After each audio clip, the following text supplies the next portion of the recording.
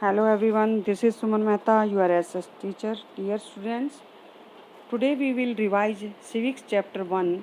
What is democracy, why democracy, and in this chapter, firstly we will do the revision of the important terms and objective type questions.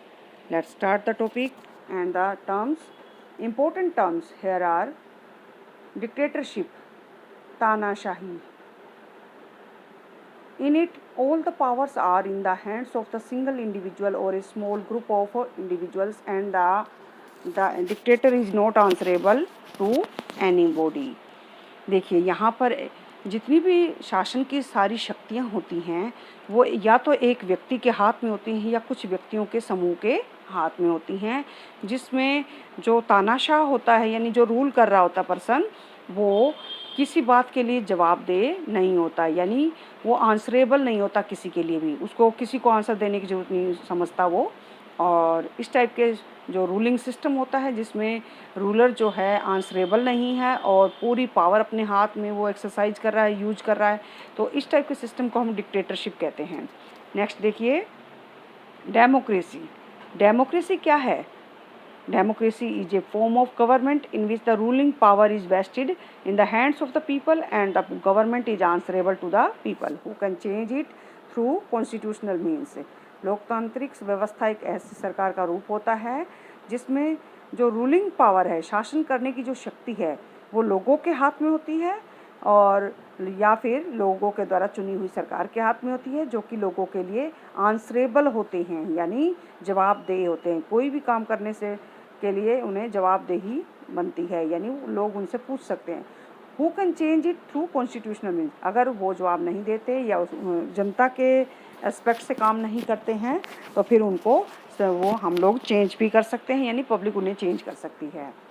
तो इस type की जो शासन व्यवस्था होती है उसे हम डेमोक्रेसी कहते हैं। अब हम करने जा रहे हैं ऑब्जेक्टिव टाइप क्वेश्चन इस लेसन के, यानी कि MCQ। और MCQ का देखिए बेटा, dash is a form of government in which the rulers are elected by the people.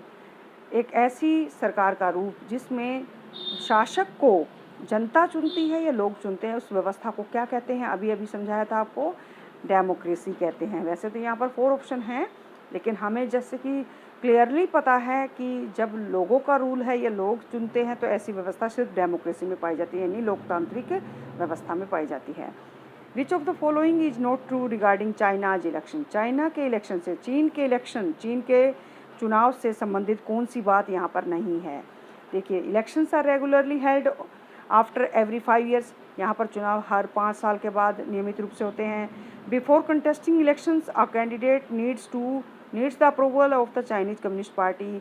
और इलेक्शन लड़ने से पहले किसी भी कैंडिडेट को, किसी भी सदस्य को जो इलेक्शन में खड़ा होना चाहता है उसे चीन की साम्यवादी दल या पार्टी से अनुमति लेनी पड़ती है।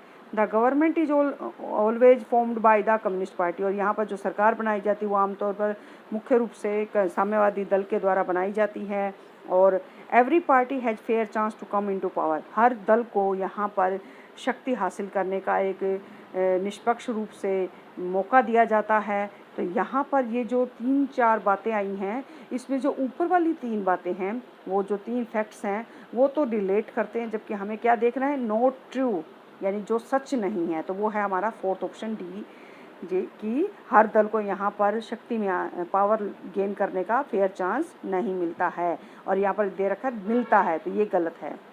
इस ऑप्शन को हम टिक कर देंगे। उसके बाद, in which following countries Russian minority finds it difficult to get the right to vote. यहाँ पर आप देख सकते हैं रूस निम्न जो नीचे जो रशियन माइनॉरिटी है वो किस कैटेगरी के लोगों को जो है किस देश के अंदर रूस के जो माइनॉरिटी ग्रुप ऑफ पीपल रहते हैं और उन्हें वोटिंग राइट्स नहीं दिए गए हैं, यानी मताधिकार नहीं दिया गया, तो वो सऊदी अरेबिया है या फिर पाकिस्तान है, फिर वो या फिर इंडिया है या फिर इस्टोनिया। तो जैसा कि आपको पता है सऊदी अरेबिया में तो मोनार्की सिस्टम है, पाकिस्तान में हम लोग भली भांति जानते हैं इस चीज़ को कि किस टाइप का सिस्टम चल रहा है, और इंडिया के अंदर तो डेमोक्रेसी है। तो ऐसे में इस्टोनिया रह गया लास्ट ऑप्शन हमारे पास, तो जिसमें रूसी जो लोग हैं वो कम संख्या में रहते हैं और ये प्रॉब्लम उनके साथ है कि उन्हें वोट डालने नहीं दिया जाता। फिर नेक्स्ट देखिए question, in which of the following countries the vote of an indigenous Fiji has more value than that of an Indian.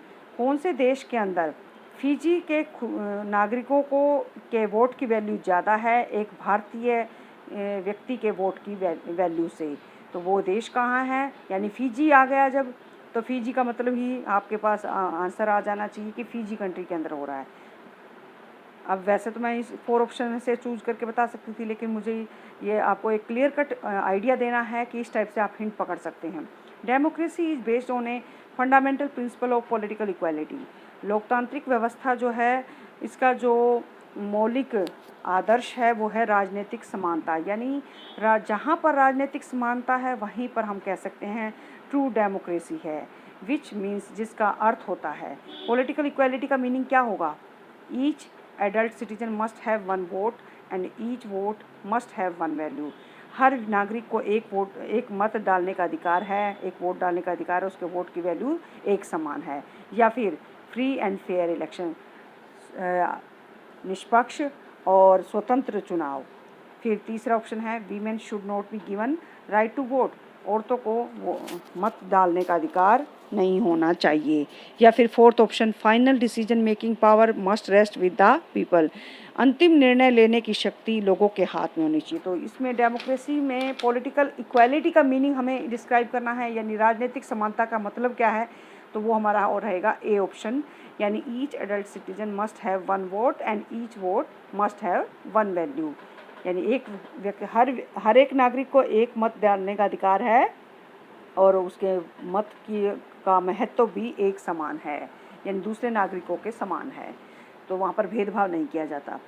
तो ये ऑप्शन आपका सही रह गया। इसके बाद नेक्स्ट क्वेश्चन देखिए, विच of the given is not a feature of democratic government. निम्नलिखित में से कौन सी एक लोकतांत्रिक सरकार की विशेषता नहीं है? तो आप देख पा रहे हैं option, democracy is a form of government in which the rulers are elected by the people. लोकतांत्रिक व्यवस्था सरकार का वो रूप जिसमें लोग अपने प्रतिनिधियों को, अपने शासकों को चुनते हैं। In a democracy the final decision making power rest with those elected by the people. लोकतांत्रिक व्यवस्था में अंतिम निर्णय लेने की जो शक्ति है वो उन प्रतिनिधियों के हाथों में है जिन्हें लोगों ने चुना है। या फिर अब यहाँ पर आपने देखना क्या है कि डेमोक्रेटिक गवर्नमेंट की फीचर कौन सी नहीं है। तो ये दोनों तो अभी तक सही साबित हो रही हैं कि डेमोक्रेसी में ऐसा ही होता है। अब आप देखेंगे दो ऑप्शन और, a democracy must be based on a free and fair election where those currently in power have a fair chance of losing. तो लोकतांत्रिक व्यवस्था जिसमें साफ और स्पष्ट जो चुनाव करवाए जाते हैं, जिसमें जो मौजूदा सरकार होती है उसे हारने का डर रहता है, तो ये व्यवस्था भी लोकतांत्रिक व्यवस्था में होती है, यानी डेमोक्रेसी में पाई जाती है ये feature. Use of money and muscle power during the election, हालांकि चुनाव के दौरान पैसे का इस्तेमाल और जो क्रिमिनल्स के साथ जो कनेक्शन होते हैं वो ये फीचर जो है इससे रिलेट नहीं करती है डेमोक्रेसी से। हालांकि हम जानते हैं कि लिटिल बिट इसका यूज किया जा रहा है डेमोक्रेसीज के अंदर, लेकिन मेजरली जो फीचर मैच नहीं कर रही है वो यही है कि पैसे का इस्तेमाल बैन है, मसल पावर को भी बैन किया गया है, भले ही वो इनडायरेक्टली इसको कर रहे हों और चुनाव आयोग इसके खिलाफ एक्शन भी ले रहा है, लेकिन यही चीज़ डेमोक्रेसी के साथ मैच नहीं कर रही है। Why is a democratic government a better government. एक लोकतांत्रिक सरकार को एक अच्छी सरकार क्यों माना जाता है? Because it is more accountable, क्योंकि ये एक जिम्मेदार सरकार होती है। It improve the quality of decision making, ये निर्णय लेने की जो क्षमता है उसको सुधारती है। It deals with differences in conflicts, ये लड़ाई झगड़ों को अच्छे ढंग से सुलझाती है। और या फिर fourth option all of the above, यानी चारों उपयुक्त जितने भी वाक्य दिए गए हैं वो सही हैं। तो इसमें सारी चीज़ें जो अच्छी अच्छी बातें कही गई हैं वो गवर्नमेंट ऑफ डेमोक्रेटिक गवर्नमेंट के बारे में कही गई हैं। तो ये फोर्थ ऑप्शन आपका ठीक रहेगा, ऑल ऑफ द अबव। फिर नेक्स्ट क्वेश्चन देखिए, विच of the following is undemocratic. एक गैर लोकतांत्रिक व्यवस्था कौन सी होती है? Ruling party has lost in the last election, जिसमें जो चुना गया दल है वो पिछले चुनाव में हार गया। There is an independent election commission, यहाँ पर एक स्वतंत्र चुनाव आयोग होता है। और all the people have to follow the state religion, सभी लोगों को अपने राज्य के धर्म को अपनाना पड़ता है। It is an accountable government, ये एक जिम्मेदार सरकार होती है। तो इसमें अनडेमोक्रेटिक फीचर कौन सी दिखाई दे रही है? All the people have to follow the state religion, कि सभी लोगों को राज्य के धर्म को या देश के धर्म को मानना पड़ता है। ये बात डेमोक्रेसी से रिलेट नहीं करती है। फिर नेक्स्ट देखिए, विच of the following is a democratic statement, नीचे दी गई कौन सी बात लोकतांत्रिक बात है, यानी लोकतांत्रिक व्यवस्था को दर्शाती है?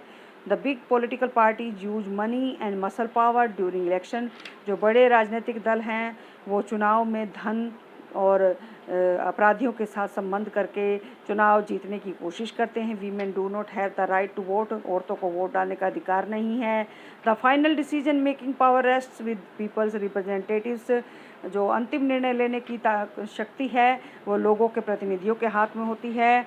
या फिर जो candidates need approval from the largest party to contest the election, जहाँ पर हर कैंडिडेट को किसी बड़ी पार्टी से इलेक्शन में खड़े होने की परमिशन लेनी पड़ती है। तो यहाँ पर हमने बताना क्या था कि डेमोक्रेटिक स्टेटमेंट कौन सी है, तो इसमें देखिए सी ऑप्शन सही रहेगा। The final decision making power rest with peoples representative, यानी लोगों द्वारा चुने गए प्रतिनिधियों के हाथों में जब संपूर्ण शक्ति होती है या मुख्य फैसला वो ले सकते हैं, तो ऐसी व्यवस्था डेमोक्रेटिक फीचर कहलाती है, स्टेटमेंट कहलाती है।